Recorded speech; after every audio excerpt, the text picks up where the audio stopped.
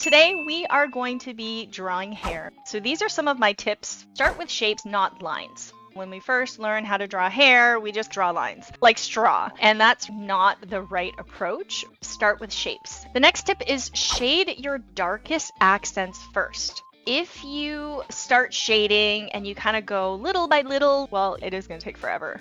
We always ask our audience what you want to see. I will be focusing more on hairstyles and textures and shading. So let me show you my references. Trevor Noah, love his hair. Great texture, great volume. Also, I'm a big Trevor Noah fan. Next, somebody said, please, there are never any tutorials on balding men. Give my balding girlies a chance. That made me laugh so much. Love Sandra Oh, and I just love the lighting on this hair. Good old Beyoncé. I chose this one for the braids and for the curls and the ponytails. You guys have spoken. We will start with Beyoncé. We're going to start off by drawing in the head shape. Remember, your hair has volume. You always want it to be larger than the head shape itself. And that way, it's a lot more convincing. And then the ponytail is behind, but you want to sort of mark where it starts and then start to put in the shape of the ponytail. All right, so once we have the shape in, now we're going to think about our values. The fastest way to shade is to start with your darks. Your soft pencils are going to give you the darker values, and your hard pencils are going to give you the lighter values. When I think of a hard pencil, I think of my H pencils, so 4H, 2H, etc. Soft pencils are like the B pencils. HB is pretty much in the middle. There's nothing wrong with starting with the lighter part, especially if you're sort of new to shading. You might be a little bit scared. You really have to get your shapes right, because if you have to go back in, change them, right, it's really hard to erase your dark shapes. So you can already see that the values are starting to take place. You're going to see me doing some shading using the side of my pencil. So if you put in this gradient here, it's going to help show the direction of light. The most efficient way to shade is like this. You start with your darks, then you look for the direction of light, and then from there you can start to add in the curls. So I'm just going to use my pencil and on the side here and just start to add some in. And you don't have to follow the reference picture exactly, and it'll still work. The texture that I'm putting in is actually pretty simple and loose. If I zoom in, like, that's what I'm doing. I'm not actually making it perfect or trying to make it perfect. I'm just trying to keep it random and quick. All hair have little flyaways, unless it's like a Pantene Pro V hair commercial. All right, so let's do the next one. We will do balding hairstyle. Okay, so following the same method, figuring out my shapes first and then my values. Because his hair is thinning, I'm probably not going to use my super dark pencil right away. Here, it's kind of more important to shade in the direction of hair growth. Over here, his hair is going this way. Up top, it's kind of going up and down. And then here, it's kind of coming off to the side. Again, I'm just kind of building in some values initially. I'm going to give him a slightly bushier beard than in the reference picture. Sometimes the hair will be darker in areas where it's like you're looking through lots of layers of hair. So when it all multiplies together, it starts looking darker. So just keep it nice and soft. If you'd like to support Winged Canvas, become a member on YouTube or Patreon. You'll get access to our private art community and cool perks like classes and critiques. Okay, I think I'm going to move on to the next one. I really want to draw Sandra Oh. I love her hairstyle. Look at that hair. Very triangular. Shape language is so important in drawing hair. So imagine I'm designing a character and I want the character to have a very memorable hairstyle. So maybe I would give her triangular hair, kind of like this, right? A little bit asymmetrical and all that. And I love how it's like larger on one side.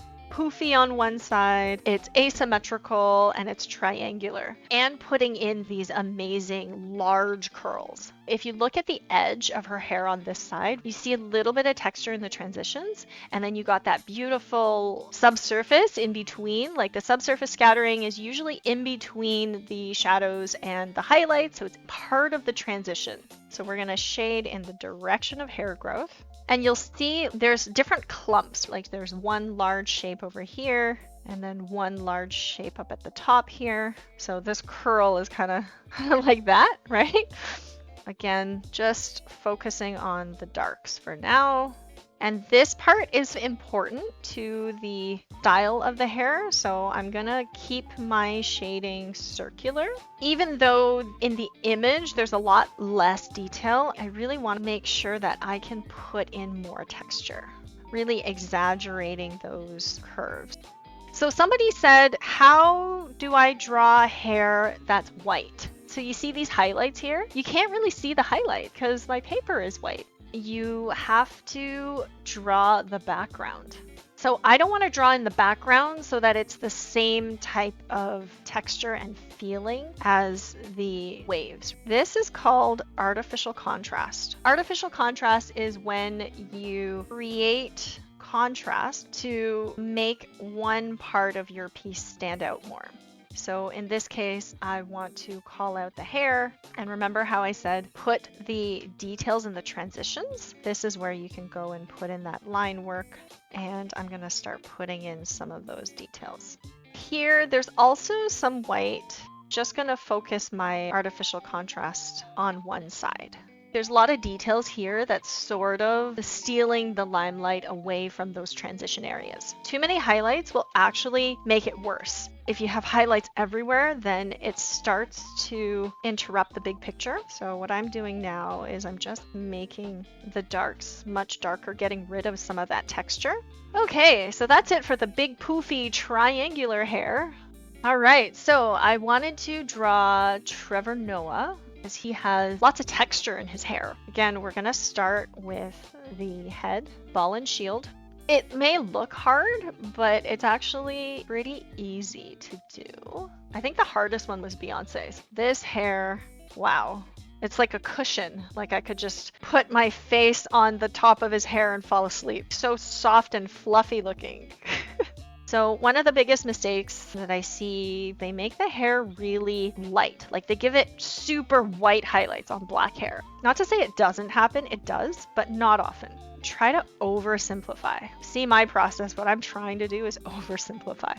It is faster than you think. Some key tips are to squint a lot when you're drawing because squinting helps you figure out your values. And starting with your darkest values first so that you are not shading something forever. One of the most common mistakes for shading is smudging. Yes, there are lots of artists who rely on smudging. I used to have my blending stumps and then I relied on it. I wasn't able to shade things without smudging and to capture values without relying on it. Try challenging yourself not to smudge. Sometimes you can't resist but put line art on top. If you struggle a lot with line art looking too cartoony or flat, it's probably because you are not using variety. This type of outline is still natural looking, but this type of outline is not. Here's another good way of drawing an outline of hair. This is a bad outline. Just make sure that your line art breathes. Just make sure that it ebbs and flows. It feels natural and it's not just one hard line. Looks like a cloud. You know what? If it looks like a cloud, then I did my job. Join a virtual class to learn live from our professional artists. Get creative assignments, individual guidance, and real-time feedback on your artwork. Start today and level up your practice. If you enjoyed this video, give it a like. Share it with a fellow art nerd, and if you love receiving quality and free arts education, subscribe. Here are some other videos you can check out next.